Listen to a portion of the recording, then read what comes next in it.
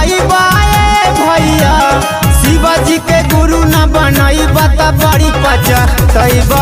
भैया शिवाजी के गुरु न बनैबा त बड़ी पछतैबा दीदी कि केतना कमैबा दीदी कि केतना कमैबा भैया शिवाजी के गुरु न बनैबा त बड़ी पछतैबा भैया शिवाजी के गुरु न बनैबा त बड़ी पछतैबा